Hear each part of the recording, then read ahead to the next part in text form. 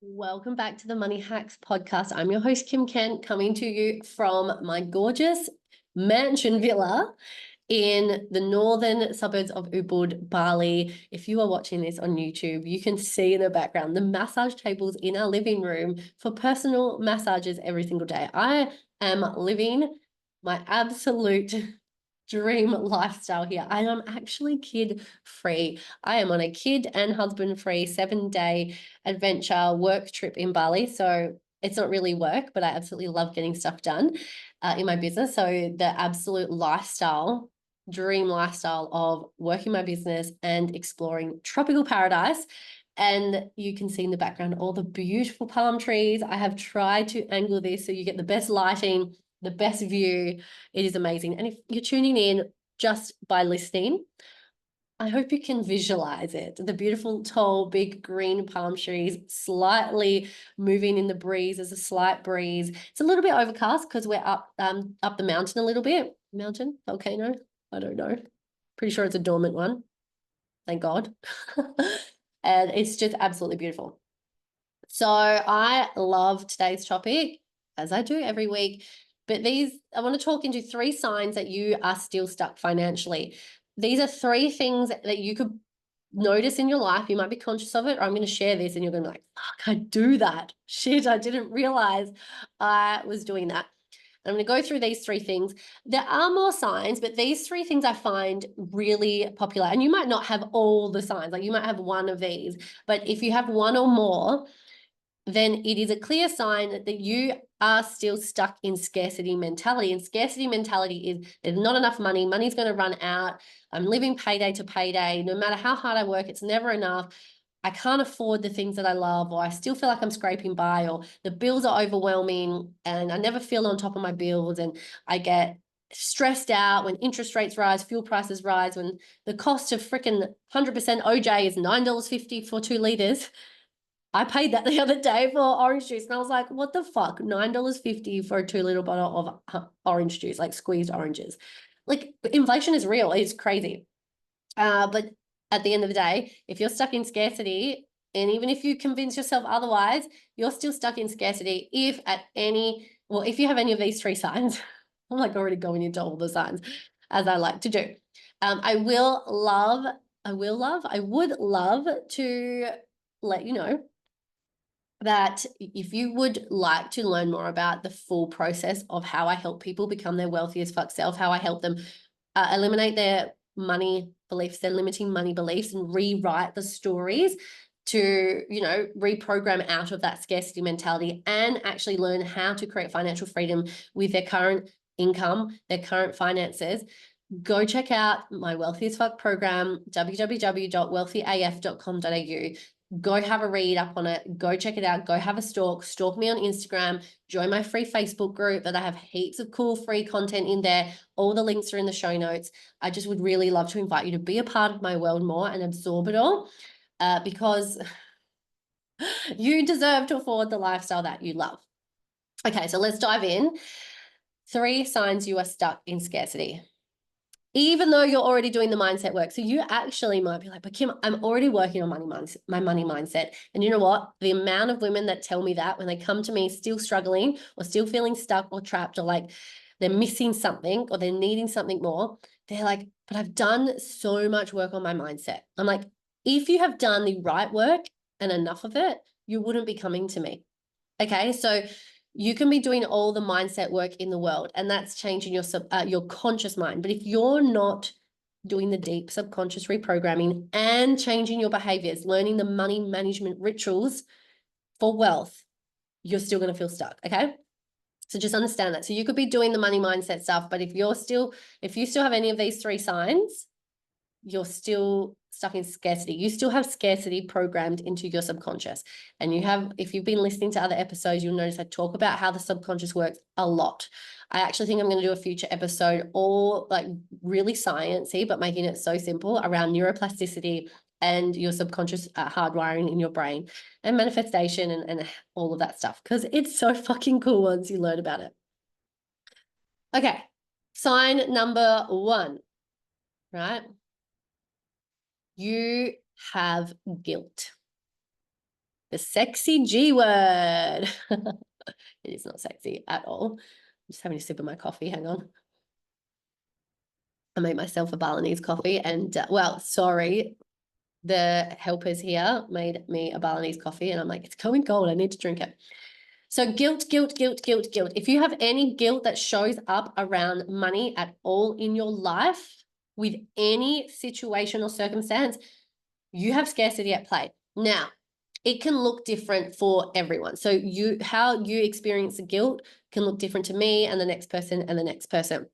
But some obvious ones are you go out to dinner because you know you have worked hard this week and you fucking deserve someone to cook you a gorgeous pasta, a gorgeous steak, have a beautiful glass of wine, whatever it might be, or date night, or go out with your girlfriends, take the family out, whatever it might be. But you know, you want to go out for dinner or go out for food. And you go and you're like, you know, in your mind already, you're like, I work hard and I can justify this, but I really just want to eat what I enjoy. And I don't want to like look at the price before the menu option. And you do it, but then you're like, you know what, fuck it, I deserve the surf and turf. We all know surf and turf, yeah, or the Wagyu steak, it's up there. Or I'm going to get 2 glasses of wine. I'm going to get myself a cocktail instead. And those of you who are in Australia, we know cocktails are like, I could buy a whole wardrobe of clothes for the price of a cocktail, really. No, that is exaggerating, but cocktails are expensive. Even glasses of wine these days, side note, tangent, I have paid up to $16 for a glass of wine, a single pour, at some places these days. And I'm like, I can actually get a really nice bottle for that price. The inflation is real. When I was younger, back in my day, about 10 years ago, you could go out for a glass of wine and it'd be like $6, $7 Australian. You're feeling me, right? Okay, I went on the tangent. Let's bring it back. But you've gone out to dinner and you're like, you know what, I'm going to get this, and you have a glass of wine and maybe have 2 and you get the food and you buy the kids meal because, you know, they're never going to eat it anyway, but you still buy it, whatever. And you spend $100, $150, roughly, ballpark. And then after you feel guilty, probably shouldn't have done that. Or 2 days later, you start the next week and you're like, fuck, the car rego is due and you didn't realize it. Probably shouldn't have gone out on the weekend. Need to go food shopping because there's nothing in the house. Probably shouldn't have gone out on the weekend. It's kind of the guilt is the I shouldn't have. You shouldn't have on yourself. You shouldn't have or should have. Whatever. I know you're understanding what I'm trying to say. But you have it some kind of guilt. Or especially as women as well, you know, you go out and it's even especially when you become a mum. You don't have to be a mum, but like it adds layers. You go out and you buy yourself a new clothing because you're sick of wearing the same shit all the time. You feel crappy in it. You want to feel good, but you know buying clothes is more of a luxury than a necessity, and you just feel guilty. There's some kind of guilt. Or you go out for the retail therapy, but you feel guilt. Guilt is when you have a moment usually after the spending has happened, but it can be in the lead up, but there's a level of justifying, which kind of moves on to my next sign, by the way. But there's some kind of like regret, shame, shouldn't have done that. I shouldn't have done that. Even though you might be making like really good coin. And don't get me wrong, I still have these moments because I have levels of scarcity in different areas of my life that I am still working through and up leveling through. And as I grow, the new demons show up to test me, right? Or well, I should say, give me opportunities. But there are things like going to Bali twice in 6 weeks. There was a level of leaving the family twice, Kim.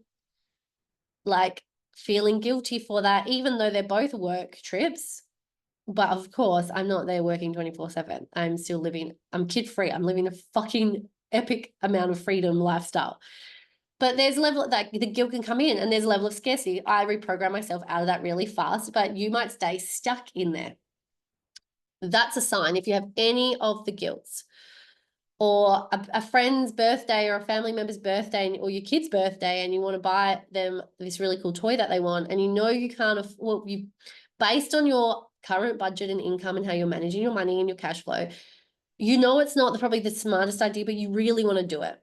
And then there's some kind of guilt that creeps in.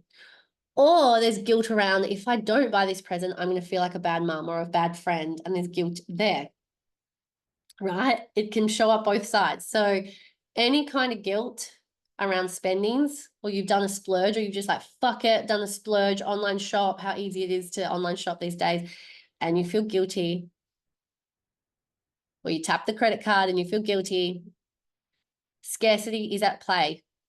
So I don't care how strong your affirmations are that you're telling yourself that you are abundant and you are wealthy. Guilt is blocking you. So first sign. Second sign. Where is my notes? I'm like, I wrote these down. I want to get them writing order. Justifying your actions. So this does follow on. Usually, if you're justifying your actions, you have a level of guilt at play. So most of these signs, even though I said you might just have one of them, they do all interlink because they are traits of scarcity. Okay, this is how the scarcity plays out in your life, and it plays out through feelings and an action. So your feelings of guilt, justifications are your behaviors and the words you're speaking, right? To justify the feeling. But you might not think, you might think like, oh no, I don't really get guilty, but you're a fucking epic justifier. I'm great at justifying. I was great at justifying when I was in scarcity. And look, I can even do it now.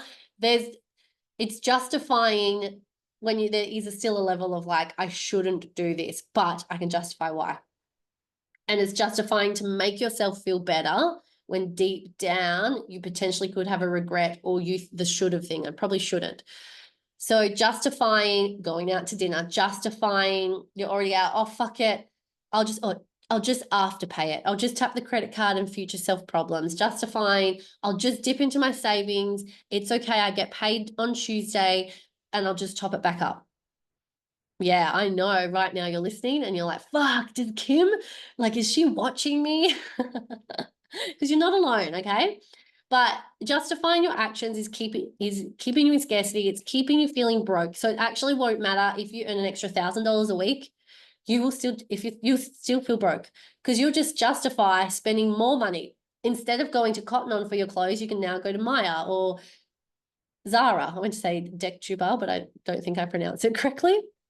Those of you who are clothes buyers, right? Or the activewear is such a perfect example. Again, Cotton On or buying it online where, you know, it's a little bit cheaper. It's all made in the same fucking factory, but you earn a bit more now. So you can justify buying the Lorna Jane and the Lululemon and all the other boutique brands that, you know, charge you $150 for a pair of leggings that, again, made in the same factories as the $50 leggings or the $30 leggings. Justifying, we're going to go on a holiday. And Bali is a great example, especially from Australia, especially from Perth. It's like a cheap holiday. It's cheaper to go to Bali than to fly to Sydney. And you're like, yep, we can do it really cheap. But then you start looking online and you're like, oh, but this hotel's 5-star and it's an extra $1,000 for our trip. And you justify, but we're going to have a better time and it's more bougie, blah, blah, blah. And then you go and then you come home like, fuck, my credit card's in debt, or like we didn't actually put aside for this. But see how you justified your actions, then there's going to be a consequence. And the consequence is the reality that you've created from your scarcity mentality. I love that. Let's say that again. The consequence that you have created from your justifying is created by your scarcity mentality. So you're stuck in this cycle of spend, potentially feeling guilty because that's a sign, majorly justifying, and then afterwards feeling shit. And then usually you spend again, retail, or you go buy the wine. Or even justify, I used to do this. All these things are things I used to do. Justifying, you're going, I've got $10 and I really want some wine. Nothing wrong with that. You can get a decent bottle, especially if it's on special, for $10. Okay. Go in. Oh, but this wine's really good and it's a $20 bottle of wine, but it's got a yellow ticket on it for $15. Justify, oh, even though you allocated or budgeted the $10 and you know you shouldn't spend more, like it depends on your financial situation, how you're managing your money, but you spend that extra $5. That's still a justification, even though you're working with small numbers. Can you see?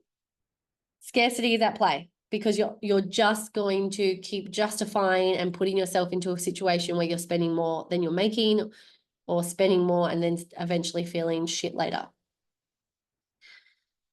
Yay for justifying. Get really clear in your life where you're justifying. Oh, here is another, hang on one moment.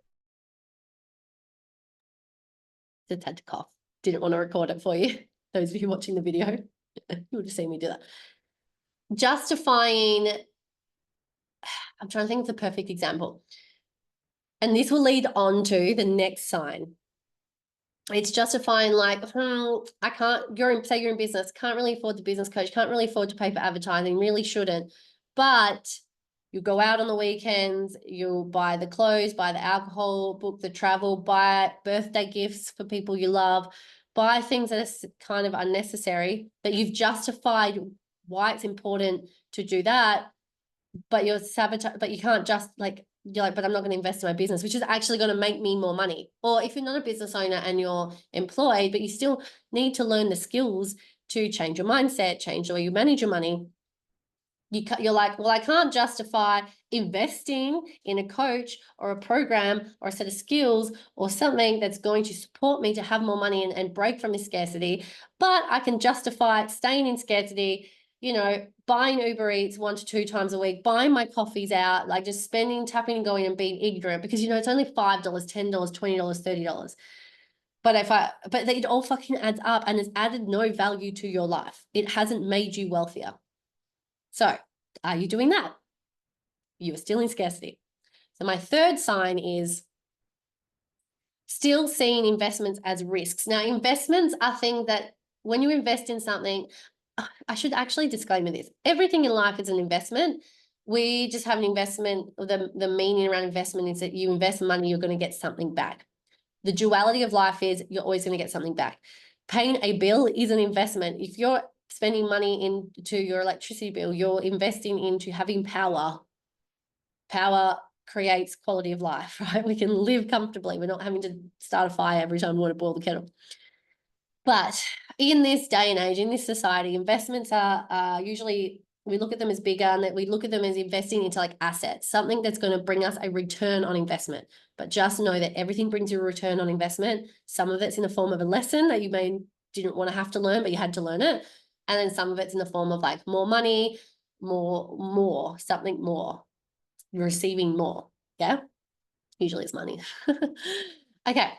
So seeing investments as risky. And this comes down to like, can you see how seeing investments are risky or more of a risk? This is a thought process, and how it connects behaviorally, but as a behavior is the justifying, right? And then buying other things. I spent so much of my adult life before I did the work on myself to become my wealthier self. I spent all those years pretty much seen as investing in myself for life coaching, because I ran a business coaching around money, looking at buying property, looking into buying shares, like investments that can bring back money, like stuff like that. I spent years not doing it because I thought I would lose money. But instead, I lost money because I'd constantly buy clothes and go out partying and just buy dumb shit and dip into my savings and never be able to get ahead. So the reality is, by me having the thought process of like, no, investments are too risky, I was staying in scarcity. So my scarcity was creating my reality. I was keeping myself in a space where I still felt broke.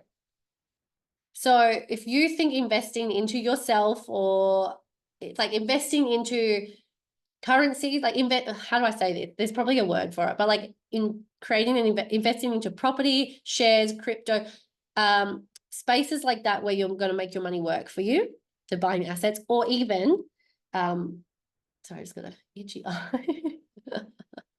I don't edit these, so that's going to be on the video. It's going to be great for you. The other investments into like learning skills and developing yourself, because you are your greatest asset.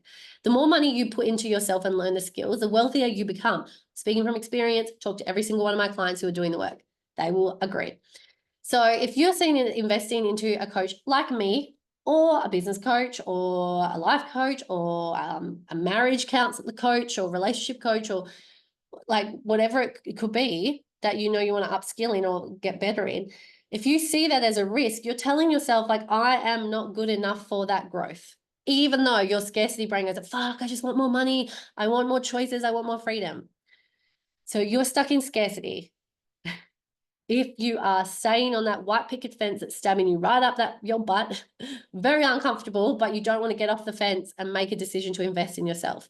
If you would love to operate as the thriving, wealthy, abundant version of you, get off the fucking fence, but don't go back on the side that's all comfortable. Go on the side that if I spend this money into me and I get this coach and accountability and I learn the skills and the systems and strategies, I'm going to get ahead and I'm going to create more abundance and wealth, which is what I desire, which is going to bring me more money, which is going to give me more choices to keep investing. And you're going to have the money to do the partying or to do the shopping or to go out for dinner or to travel, right? So it's a win-win. Point of this is if you find investments as risky, like too risky that it's not allowing you to put money into it, you are stuck in scarcity and you're never going to get out of there. Your life is not going to get better, even if you try and earn more money. It's just not, okay? Maybe you're like, okay, well, Kim, what do I do next? Go invest in learning the skills to break out of where you're stuck financially. Obviously, you can work with me, but there's so many courses, programs, books, things you can do, read, invest. The more money you invest, the less time you usually have to spend. To a degree, but more so if I guess a better way to look at that is if you're trying to save money and invest less, it's probably going to take you more time. So if you invest more money to get the accountability and the coaching, it doesn't have to be expensive coach. I am one of the most affordable money coaches out there because I don't need you selling your kidneys to be able to work with me, okay? We don't want to sell body parts. We don't want to hold your child up for ransom just to get some money back. We don't want you selling your house and living in a swag. Trying to filter river water. I just made that one up there. I want you to be able to afford me and my teachings and my strategies so you can make more money straight away. So you can start saving and investing straight away. But there's other coaches out there that are brilliant as well. I went on a tangent with all my great examples there. So where was I? I guess I'm saying what's next? Like invest the money into you. Decide that you are worthy enough, even if it's fucking scary, because that's your scarcity mentality trying to keep you scared and keep you safe from parting from your money because you've never invested before. So you're like, what if I die there? What if it fails? Okay, cool. Or stay stuck. Stay where you are. You have a choice. But go do that. Go connect with coaching and programs and support that aligns with you, that you're like, yes, they get me. They're easy. They're simple. They're not trying to fluff about. They're not trying to be these fucking crazy experts that I can't relate to. Like they're just everyday humans that I can do it to. And look what they've created. I want that. So that's all I want for you. So I'm encouraging you to go do that. And of course, if you're feeling called to work with me or chat to me, check out all the links in the show notes. You can apply for Wealthy as Fuck. You can just honestly message me on Instagram. My Instagram handle's below. Otherwise, it's at KimKent2_. Just reach out and say, hey, Kim, I listened to your podcast. Like, how can I work with you? And what do you offer? How can you help me? Or can you help me? I'll ask you some questions to get really clear with where you're at, obligation free. I just want to help you afford the lifestyle that you dream about, okay? Because it is possible. Anyway, have the best day, and I will talk to you on the next episode.